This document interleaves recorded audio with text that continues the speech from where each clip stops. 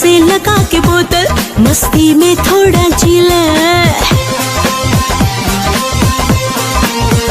हाँ सोडा मिला के पी ले या पानी मिला के पी ले, मुंह से लगा के बोतल मस्ती में थोड़ा जी ले।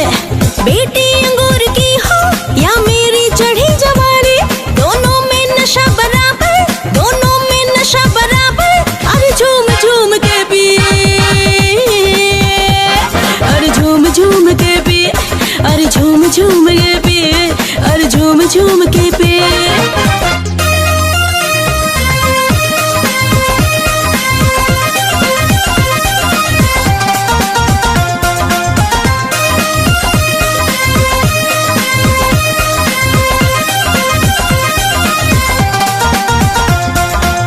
टूटे हुए दिल को करार मिल जाए, दो घुट जैसे ही दिल में उतर जाए। हाँ टूटे हुए दिल को करार मिल जाए, दो घुट जैसे ही दिल में उतर जाए। दुनिया लगे फिर रंगीन सारा, प्याले में छलके दिल भर का नजारा। याद न कर उस बेवफा को, भुला भुला के पी। हाँ पी, हाँ पी पी पी, झूम झूम के झूम झूम के झूम झूम के पी।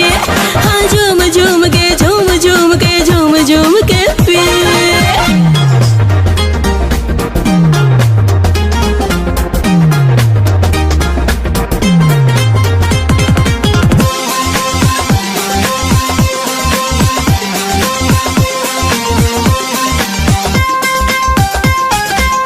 इश्क के बीमारों को चैन नहीं आते, टूटे हुए प्यालों में जाम नहीं आते।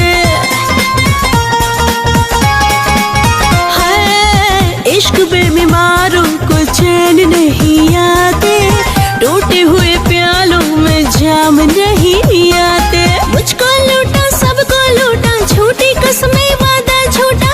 मुझको लूटा सबको लूटा, झूठी कसमें वादा झूठा। घुट घुट तू पीता जा, घुट घुट तू पीता जा, रंगीन जिंदगी जी। हाय झूम झूम के झूम झूम के झूम झूम के झूम झूम के झूम झूम के पिए। आ झूम झूम के